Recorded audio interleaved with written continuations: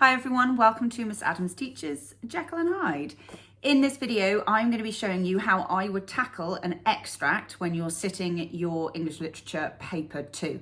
I'm going to use the beginning of Chapter 4, the Carew Murder Case, which currently in 2023 has not yet been used.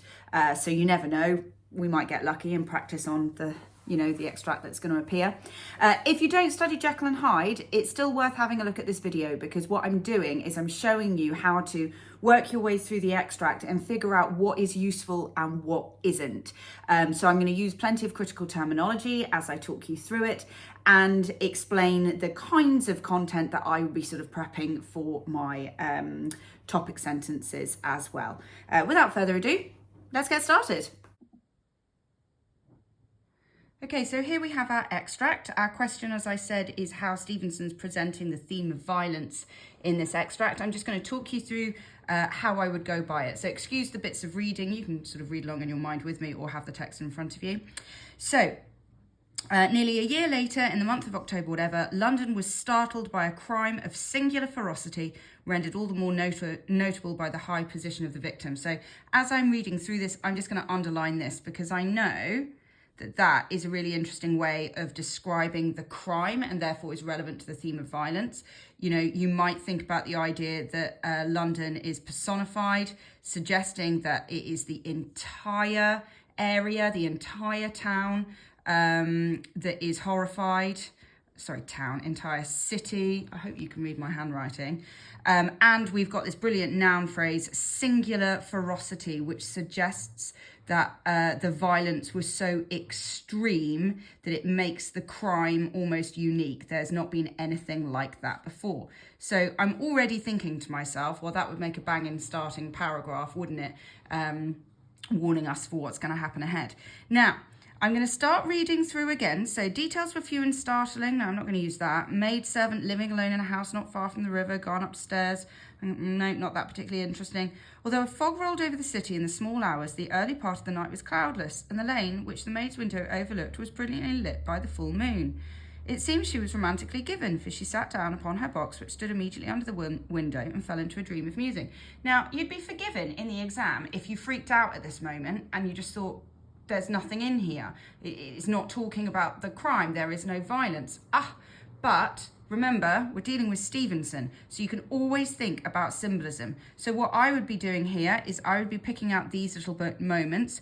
A fog rolled over the city in the small hours, though the early part of the night was cloudless. And what am I going to be thinking about? I'm going to be thinking about juxtaposition, yeah, because the night goes from very clear to having fog. And we're going to use the phrase pathetic fallacy, yeah, when the weather represents the mood or the feeling, the tone. And of course, we've got the whole idea of fog. So we know that fog is a symbol for Hyde. So actually, the juxtaposition from calm and tranquil to the fog rolling in is preparing us, foreshadowing the arrival of Hyde, who is, of course, extremely violent. So actually, you can argue that the theme of violence is presented through the pathetic fallacy. Okay, we're going to keep on scrolling down. So I'm like, right, 2 points here. So the maid was romantically given. You could talk about, again, the juxtaposition, that the violence of the later scene is emphasized by how tranquil this moment is. You could definitely do that. Now we're getting to the characters. So she became aware of an aged and beautiful man with white hair. Okay, so people of the Victorian age believed in moral physiognomy. So the fact that he is being described as being beautiful suggests that he is also good. And then we've got the reference to Hyde. Another description of the gentleman that is about to be attacked is this pretty manner of politeness. Now, again, you might be thinking to yourself, well, what on earth has this got to do with violence? But you can say, again, you've got the sort of juxtaposition between their characters, yeah? And by emphasizing the goodness, the goodness of Carew, it highlights the brutality of the crime. Yeah, i.e. the violence. And you can do that through looking at the idea of him being beautiful. You can also look at that through the idea of him being aged, in some way sort of maybe vulnerable.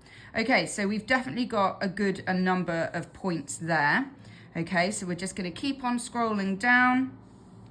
Okay, so yeah, we can see this is, relevant. We can talk about the idea again of his beauty, the fact that all he's done is ask for directions. Oh, there's a little fly on the thing.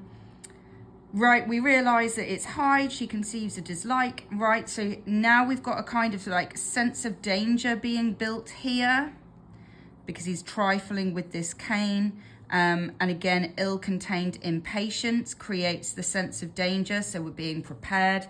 But really what we want to get into massively is this. So all of a sudden he broke out in a great flame of anger. So we might talk about how the violence is impulsive.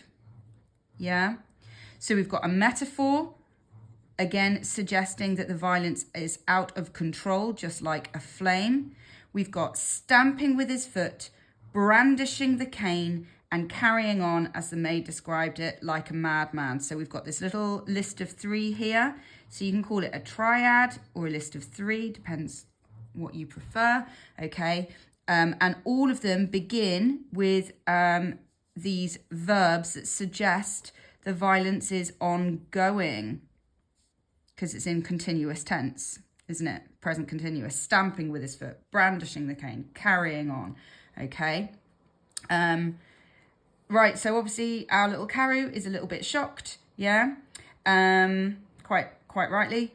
And then Hyde broke out of all bounds and clubbed him to the earth. So here we've got this idea of it being quite a primitive image, which ties into the character of Hyde nicely. This bit is metaphorical, the idea of him... Oh, sorry, we're shaking a bit, aren't we? It's because my writing is too excited. Yeah, so we've got a metaphor of breaking out of all bounds. And if you wanted to, you could talk about that plosive alliteration. I'm not a massive fan of alliteration. You've got to be able to say something strong about it. But because it's that plosive B sound, I think you can get away with it talking about it sort of like volume and power, which of course represents the violence. Next moment with ape-like fury. So we've got a simile there again. Lots of emotive language, and we are still using language that is associated with these kind of like primitive images. Victorian era, very frightened of the notion of degeneration, yeah? Because if they're learning all about evolution, there's a fear of moving backwards. Right, he's trampling his victim underfoot. Notice how we've got a kind of reminder here of the first story. But what we really want to talk about is this metaphor, right? Hailing down a storm of blows. So again, weather that suggests massive power. Be careful. This is not pathetic fallacy, just because it's using words to do with weather. If it's pathetic fallacy, it would be saying it is a stormy night. It is hailing, representing the anger. But no, the language choices here are images to do with weather to describe the violence. Under which the bones were audibly shattered.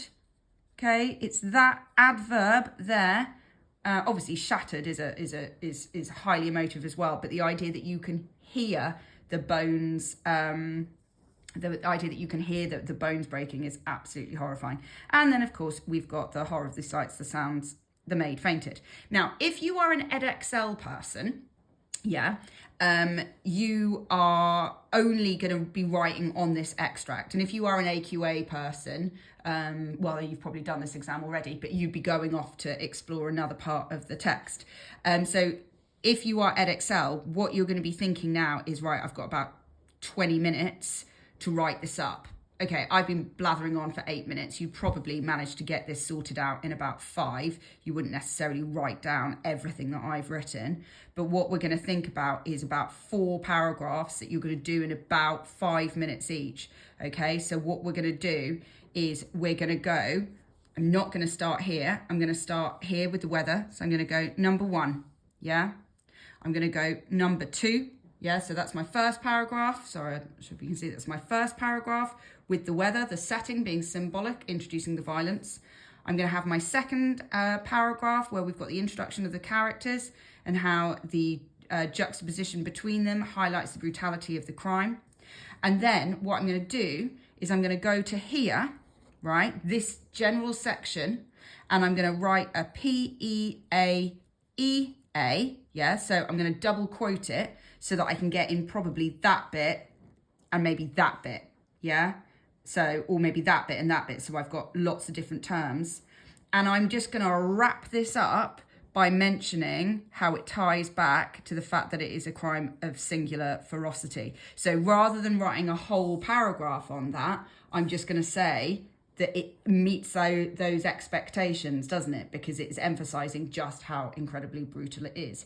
So I'm really going to get this done in 4 paragraphs, with the final paragraph being one serious chunky monkey. Okay. That's it from me on that front. I hope that was helpful. Give me a shout if you need any other help, or if you want to see maybe one of these paragraphs written up. I'll do whatever is helpful. Otherwise, thank you so much, and happy revising.